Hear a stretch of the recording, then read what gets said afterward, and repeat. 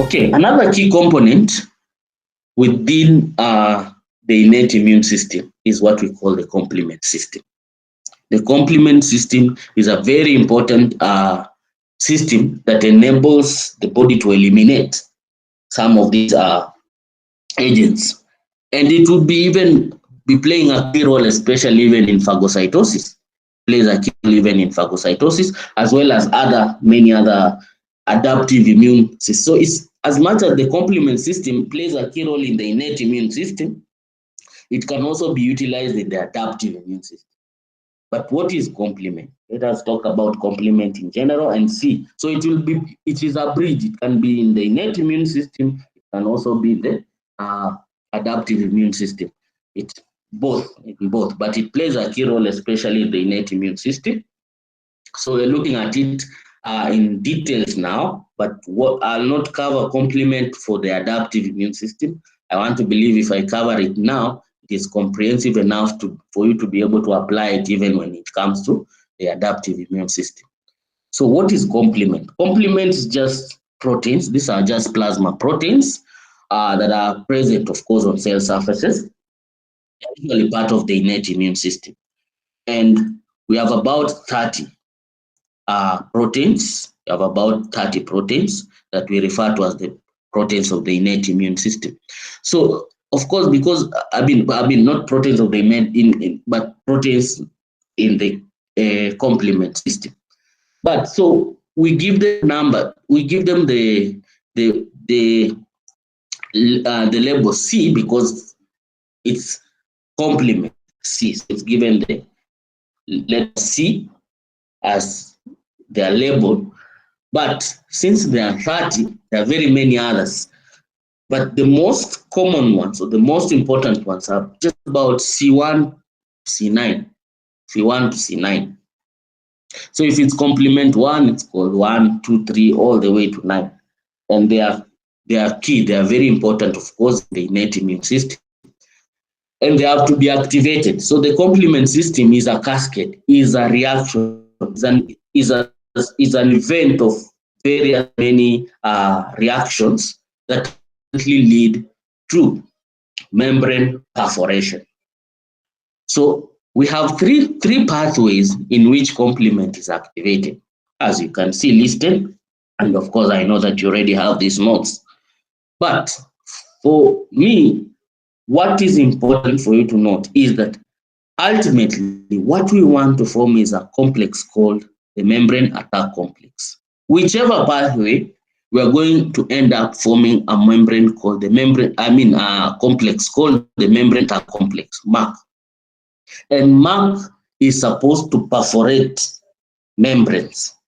It's supposed to perforate membranes. It attacks membranes so that then the membranes are able to open up for lysis to happen in the invader. That is ultimately what happens. So we have three pathways. One of the pathway, of course, is called the alternative pathway. Now, the alternative pathway, so it depends on slow cleavage of C3. Now, among the complement proteins, the most abundant protein is C3.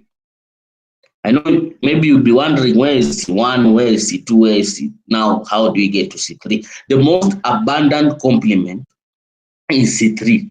Okay, so that's the most abundant complement. It's C3. So in the alternative pathway, there is usually slow, continuous cleavage. So C3 being the most present, the most abundant protein in the plasma, it is continuously there and it's being cleaved. It's being cleaved. So its cleavage is being cut. It's being cut. Now, when you cut C3, it forms components. It forms C3A and C3B. When you cleave C3 enzymatically, you are going to generate two components, C3A and C3B. The larger component is C3B, the smaller component is C3A. The smaller component is C3A. So C3A has no immunological importance as at now. So you ultimately forming C3b. That's why it's being highlighted. But remember, in the alternative pathway, there is slow cleavage. So at this point, the cleavage is just small, not a lot, but you want to increase that. So there is a factor B, another protein that comes in and combines with C3b. Now remember, this factor B has also to be cleaved. It is being cleaved into BA. Okay, so don't lose me here. I've said C3b is cleaved into C3a and C3b.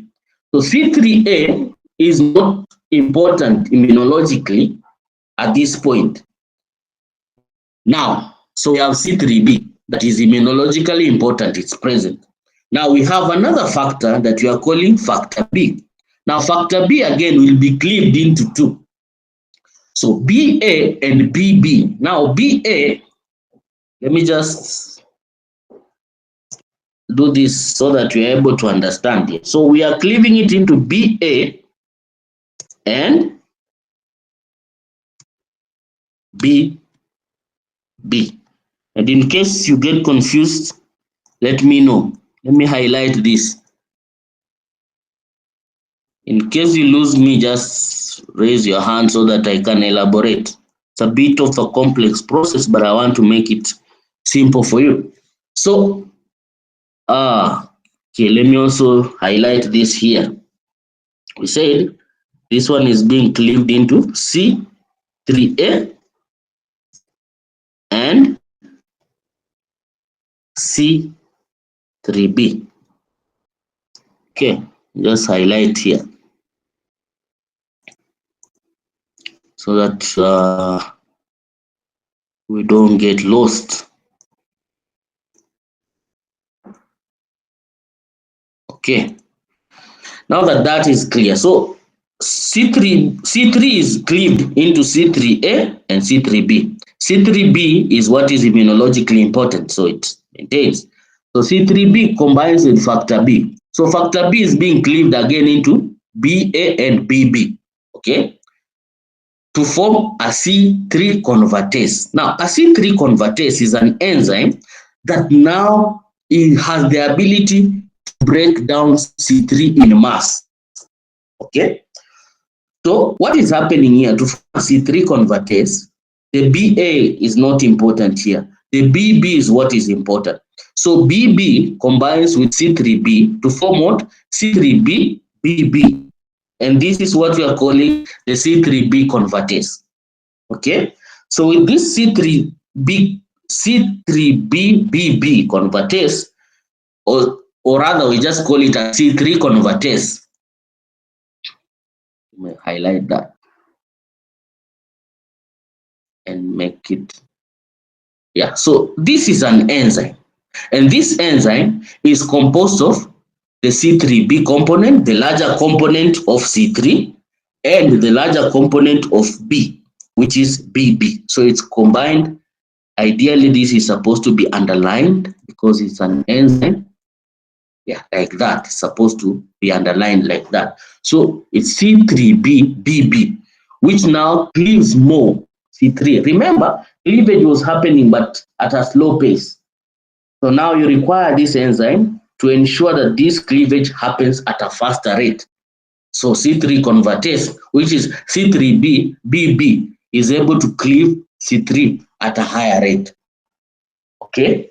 And for you to be able to regulate, for homeostasis to happen in that particular process, so that you do not have an excess of C3 being cleaved, then we require factor H and factor I. We require factor H and factor I so that there's no overactivation. Then protein, another protein that stabilizes C3BBB. Of course, this is a C3. C3BBB is a C3 convertase. It's an enzyme. Okay, so that is the alternative pathway. Okay, that is the alternative pathway. Right. So that is the alternative pathway. Remember, I'm saying ultimately, what we want is something called MAC. We're just interested in MAC. Now, we have another pathway called the Mannose-Binding Lectin pathway, the Mannose-Binding Lectin pathway. And this one is triggered by carbohydrates by on the surface pathogens, especially the gram-positive, gram-negative bacteria are going to trigger the Mannose-Binding Lectin pathway. They will, because they contain the peptidoglycans, they contain the lipopolysaccharides. So those proteins are able to trigger this pathway. So there is activation of MASP1 and MASP2. So MASP1 refers to the MBL. So it refers to I think in full it's supposed to be Mannose-Binding Lectin, that is M. Mannose-Binding Lectin activating something, surface protein something, I think that is in full. So surface protein 1 and surface protein 2. So it's a very long name. Remember, this MBL only stands for A, M, sorry. The entire MBL stands for A, M here only, and acting surface proteins. I think Mannose-Binding activating protein 1 and Mannose-Binding activating surface protein 2. Okay, so these are now activated. Then MSP2 cleaves C4, okay? It cleaves C4 and it cleaves C2. Now, when it cleaves C4, it generates, of course, now you know, C4B and C4A. When it cleaves C2, it generates C2A and C2B. Now, it also generates another C3 convertase.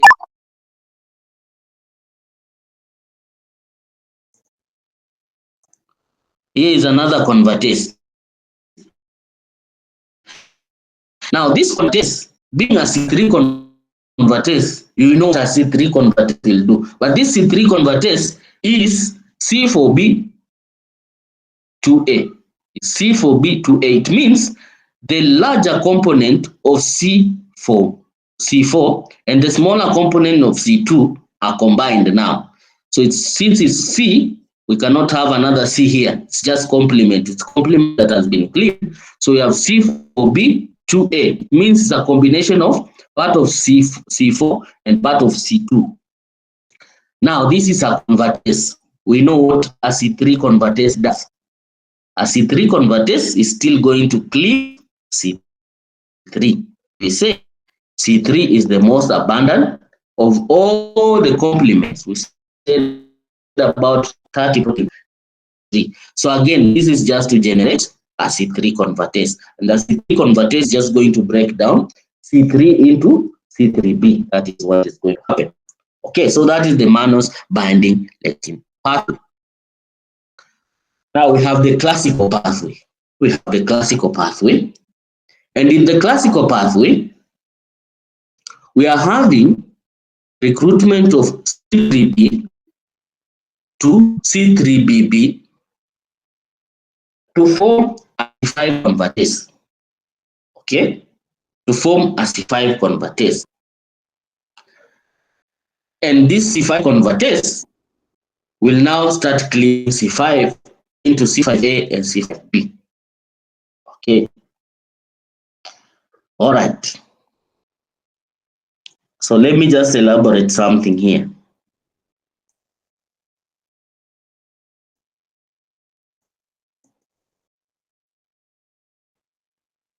This statement means that this is going to be formed here. C3b, B, B,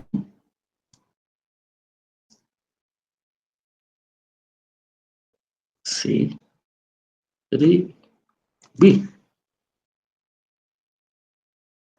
So I need to underline this because it's an enzyme. The classical pathway, or it's called the post-C3 pathway, you already have a C3 convertase. but we want to form a C5 convertase. Now, this C5 convertase comes by adding an extra C3b on the convertase, on the C3 convertase. So this is, we know that this is a C3 convertase. So you add C3 to it because it forms C3b, okay. Now when you form this enzyme, it becomes a C5 convertase, which means it's going to cleave C5, and it cleaves C5 into C5a and C5b. Now C5b is what is immunologically important for us, and we don't need C5a. Of course, C5a has its role, we'll come to it, but C5b is immunologically important. So what then happens is that C5b will attach to C6, then attach to C7, attach to C8, and then attach to C9. When you have a combination of C5b, C6, C7, C8, and C9 is what we refer to as the membrane attack complex. In other words, the membrane attack complex is just this: C5b, C5b, C6, C7, C8. Do I need to include the C's? No, I don't need to include the C's. We all know that is what that stands for. C9. Okay. So when I say this, C5b, 6, 7, 8, 9. This is what the membrane attack complex is. So of course, then that perforates the cells. It is going to create holes in the cells. The cells are able to then generate, to be lysed. They undergo lysis. So those are the three pathways of complement. Ultimately, it's just to form the membrane attack complex. So try to explain all this, but ultimately what is important is that you are able to generate C3. Then once you have C3 convertase, C3 convertase is going to break this, and then you're able then to generate C5 convertase. And C5 convertase will combine with all the others, C6 to 9, to form the membrane attack complex, and ultimately gives you a cell that is perforated. Okay. So this is just a flowchart to show you how these three are able to then agree and give you a molecule that will then lyse your cells. Okay. So complement has its own roles, plays a number of roles. As we've seen, there are quite a number of things that complement does, other than just ultimately forming the membrane attack complex. There are other things that complement does.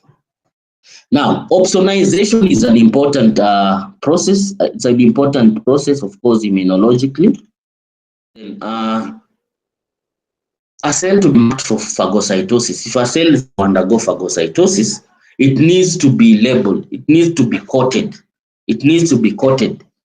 So the coating usually happens with the help of what we call opsonins. So opsonins are able to coat the cell that is to be phagocytosed.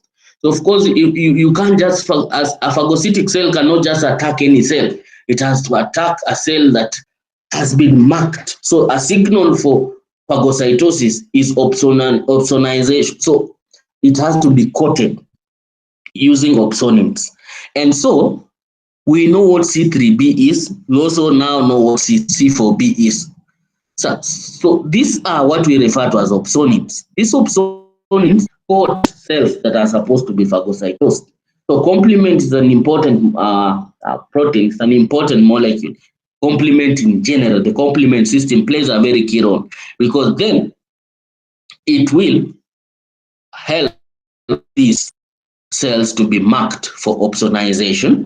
And so they not opsonization, they perform opsonization. These two molecules, C3b and C4b, they coat cells that are supposed to be phagocytosed, and therefore complement plays a very key role there. Another role is that complement is able to release what we call biologically active fragments. And in this case, much as we said C3A doesn't play a key role, and C5A do not play very key roles initially, of course, in the cascade. Immunologically, they are important still because these are anaphylatoxins. They are anaphylatoxins. They trigger inflammation. So if there's a lot of C3A and C5A in the blood, what it means is that, or in the site of it, what it means is that the inflammatory response is heightened. There are pro-inflammatory molecules. Of course, we know one thing about and maybe you're covering, maybe you're doing pathology now, or maybe you'll cover it later. I'm not so sure. But you've heard of shock, you've heard of anaphylactic shock, where an inflammatory response is so high that triggers shock. Part of the anaphylatoxins that do that are C3A and C5A. If they are produced in so much, in large numbers, they could trigger that. They could trigger an anaphylactic shock. And so these molecules are important because they mediate inflammation. They are mediators of inflammation. So they trigger things like histamine to be generated. They trigger things like tumor necrosis factor to be generated. We all know that these are particularly pro-inflammatory molecules that would trigger then inflammation to happen. So that's another role of complement. Then, of course, to create membrane lesions, we know that MAC perforates cells and it will trigger lysis. Then antibody response modulation. C3b reduces the threshold of B cell activation. So yes, when we'll be covering humoral immunity, we'll be talking about B cells and how B cells are able to then generate antibodies. So you also want to regulate that process. You just don't want that process to continue going on because it will be detrimental. So as you see, C3b modulates or regulates B cell activation so that then antibodies are generated. They're generated not just in excess, but they are generated regulated. They are regulated. There's regulation in how they are being generated so that they're able to mount and neutralize the antigen that is present. So you don't want antibodies again to continue being generated even when the antigen that has triggered their production is no longer there. You don't want that to happen. You want them to neutralize the antigen, and once the antigen has been neutralized, it ceases. And that work is contributed, or that regulation is contributed by C3b. Okay, so that is another phase of innate immune system, complement. Complement is an important molecule, or rather, the important molecules that play a key role in the innate immune system. And you've seen they just play another key role even in the adaptive immunity. They play another key role in the adaptive immunity. For instance, if you look at this, when you're talking about the biological functions of complement, opsonization would be in phagocytosis, of course. So probably that is an innate function. But you want to trigger an inflammatory response that is stronger, probably this is adaptive immunity. When you're forming a lesion, mark, this is just innate immunity. You're perforating a cell so that it's lysed. But when you're modulating a B cell activation, then that is an adaptive immune function. So as I told you, complement system plays a key role in the innate immunity, but it is not just exclusively in the innate immunity. It is also present in the adaptive immunity. And we'll look at it in a moment, of course, the adaptive immunity.